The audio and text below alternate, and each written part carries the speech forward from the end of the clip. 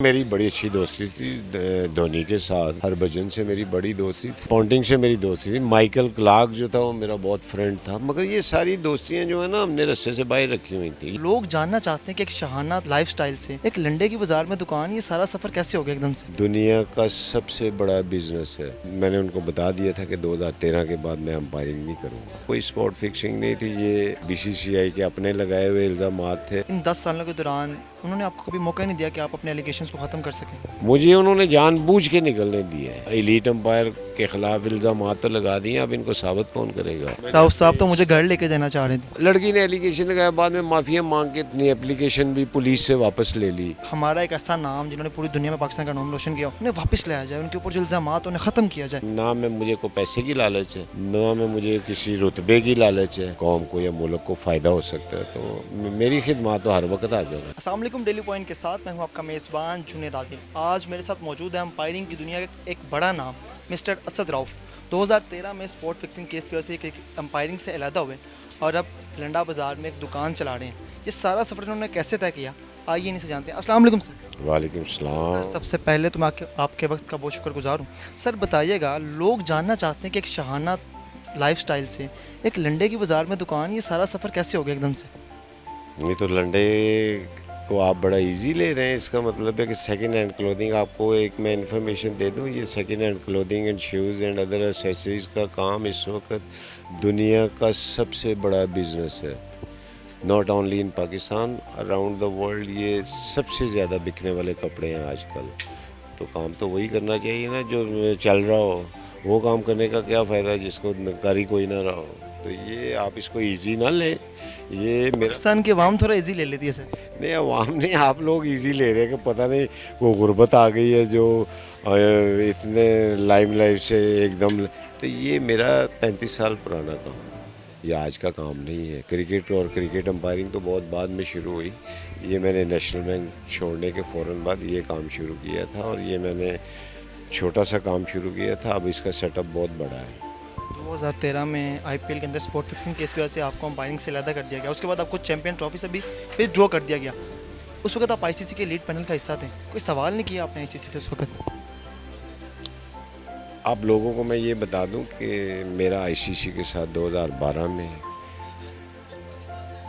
तय हो गया था कि मैंने उनको बता दिया था कि 2013 के बाद मैं अंपायरिंग नहीं करूँगा। और इसका अगर और आपको कोई सबूत चाहिए तो 2012 में अपना वक्त न्यूज़ पे आप हाफिज़ इमरान साहब के प्रोग्राम गेम बीट में वो इंटरव्यू मेरा चेक कर लें, जिसमें मैंने क्लियरली हाफिज़ साहब को बताया था कि मैं 2012 और 13 के बाद अंपायरिंग नहीं करूँगा। क्योंकि उसकी बहुत सी वजूहत थी जो किसी ने जानने की कोशिश नहीं की, कोई मेरे पास आया भी नहीं है, तो इसलिए अवाम तक कुछ खबरें पहुँची नहीं। और तीसरी बात आपको बता दूँ कि कोई स्पॉट फिक्सिंग नहीं थी, ये अपना बीसीसीआई के अपने लगाए हुए इल्ज़ामात थे, अपने ही किया हुआ उनका डिसीजन था, जिसमें ना कोई हियरिंग हुई ना कोई बात हुई। इल्ज़ाम लगाया, बैन लगा दिया। तो मेरे पे इंडिया कोई अथॉरिटी तो नहीं है। मैं तो वैसे ही क्रिकेट छोड़ चुका था। मैं अंपायरिंग भी, मैं आईसीसी से मेरा मुआहदा भी ख़त्म हो गया और मेरा टेन्योर भी ख़त्म हो गया। तो अब खाली बंदे पे पाबंदियाँ लगाने का कोई फ़ायदा है? या ये वो उन्होंने ही कमान से, आपको पता है इंडिया से भी कभी कोई खैर की खबर तो आती नहीं पाकिस्तानी के लिए। तो उन्होंने किया है तो वो मेरा क्या चला गया। मैं तो ओपनली, और मेरे जो आपको एक और बात बता दूं कि मेरे जो फैंस और मेरे जो चाहने वाले हैं ना, वो आज तक कहते हैं कि असद भाई दुनिया में हर काम कर सकते हैं, वो कभी चीटिंग या करप्शन नहीं कर सकते। शानदार कैरियर पर बीसीसीआई की जानिब से एलिगेशंस लगा दिए गए आपके। इन 10 सालों के दौरान उन्होंने आपको कभी मौका नहीं दिया कि आप अपने एलिगेशंस को ख़त्म कर सकें? देखिए, वो इंडिया में बैठ के काम कर रहे हैं, मैं पाकिस्तान में बैठा हुआ हूँ, तो ये मेल कैसे होगा? या तो मुझे जब उन्होंने विंदु दारा सिंह को होल्ड किया या उस बाकी एक्यूज़ को होल्ड किया है तो मैं भी इंडिया में ही था। मुझे उन्होंने जानबूझ के निकलने दिया है कि ये इसको निकालो। उनको मुसीबत पड़ जाती कि इंटरनेशनल आईसीसी एलीट अंपायर के ख़िलाफ़ इल्ज़ामात तो लगा दिए, अब इनको साबित कौन करेगा। 2012 में आपका एक स्कैंडल बनाया गया मॉडल के साथ, 13 में आप पे एलिगेशंस लगा दिए करप्शन की। आप समझते हैं कि पूरी प्लान्ड एक्टिविटी थी आपके पीछे? देखिए, आपको मैंने कहा है ना कि इंडिया से कभी वो खैर की खबर नहीं आती। तो लड़की ने एलिगेशन लगाया, बाद में माफ़िया मांग के तो अपनी एप्लीकेशन भी पुलिस से वापस ले ली कि मैंने राउफ साहब तो मुझे घर लेके जाना चाह रहे थे। मुझे अपनी वो ये स्टोरियाँ जो होती हैं ना, ये चीप पब्लिसिटी होती है। ये द चीपेस्ट वे होता है टू गेट पब्लिसिटी, कि अपना नाम किसी के साथ जोड़ के तो स्टोरी किसी चैनल को बेच दी और ख़बरों में आ गए, तो उसको बड़ा नुकसान हुआ इन चीज़ों का। वो अच्छी भली मॉडल एक्ट्रेस थी, फिर बाद में जहाँ भी जाए काम के लिए वो कहें असद भाई के साथ इसी ने चीटिंग की है, तो कहते मुझे तो वहाँ से भगा दिया जाता था। तो ये चीज़ें उसका अगर कोई फ़ायदा हुआ तो गुड लक फॉर हर। मुझे इसका कोई नुकसान नहीं हुआ। ऐसी चीज़ों से सबसे पहले तो आपकी फैमिली एक डिस्टर्ब होती है, मगर मेरी वाइफ ने तो क्लियरली इंटरव्यू में कहा कि मुझे कोई प्रॉब्लम नहीं है, ये सारी लाइम लाइफ की बातें हैं और इनमें सच्चाई कोई नहीं है। कोई ऐसा खिलाड़ी जो आपको बहुत पसंद हो और जब अगर वो आउट हो और डिसीजन आपके ऊपर डिपेंड करता हो, कभी दिल किया कि यार अभी अच्छा खेल रहा है अभी, लेकिन डिसीजन देना पड़ा हो? आपको पता है कि मुलज़म या मुजरम वो जजों के पसंद नहीं होते, तो इसीलिए अंपायर्स की कोई पसंद नहीं होती। अगर हम पसंद करने लग गए हैं तो फिर अंपायरिंग कौन करेगा? ऐसा कोई पसंदीदा खिलाड़ी जो आपको बड़ा अच्छा लगता हो ऑन द फील्ड खेल? कि अंपायर की कोई पसंद नहीं होती। हमारी पसंद होती है जब हम रस्से से बाहर आ जाते हैं। रस्से के अंदर इसकी मैं एक आपको बड़ी अच्छी मिसाल दूं।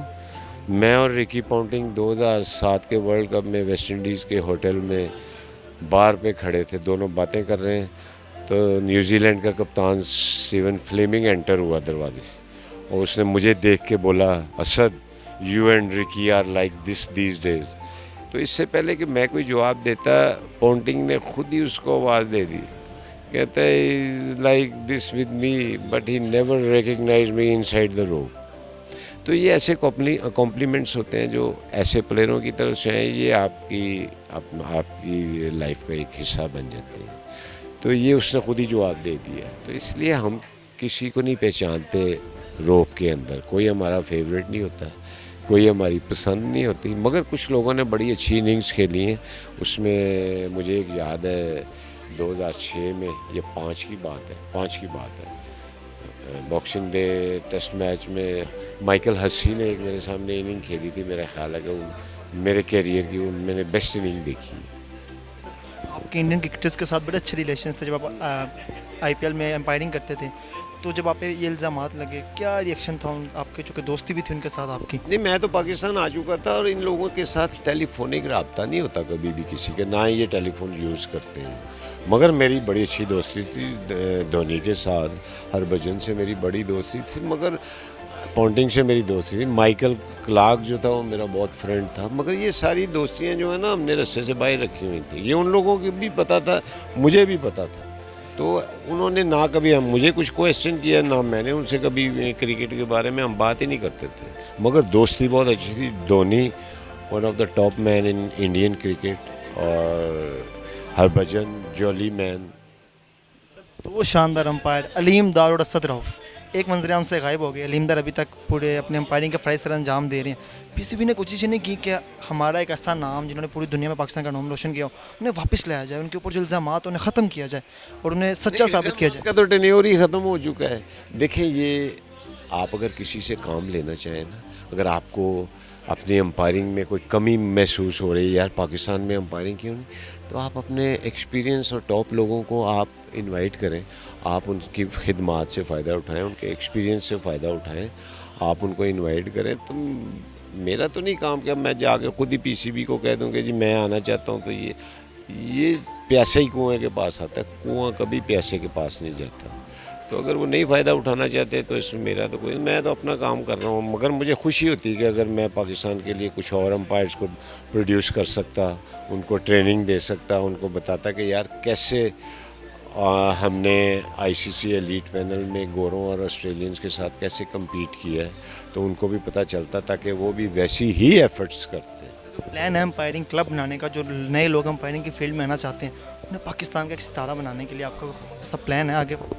नहीं, ये प्लान तो पीसीबी बनाती है, उनका ये होता है, ये प्रोग्राम सारा वही कोर्सेज कराते हैं, वही क्वालिफाई करवाते हैं लोगों को। आप अपनी खिदमात के लिए हमेशा हाजिर हैं पीसीबी की? मैं तो हर वक्त हाजिर रहता हूँ, चाहे वो ना में मुझे कोई पैसे की लालच है, ना में मुझे किसी रुतबे की लालच है, मगर अगर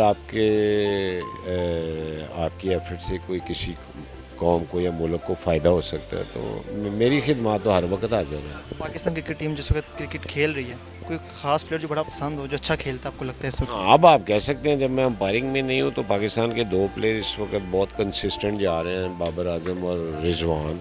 उनकी परफॉर्मेंस और देखें, टीम में सेलेक्ट होना कोई बात नहीं होती, टीम में कंटिन्यूसली आप परफॉर्म करना ये सबसे बड़ी बात होती है। तो ये दोनों चीज़ें मैं कई साल से बाबर आजम और रिजवान में देख रहा हूँ।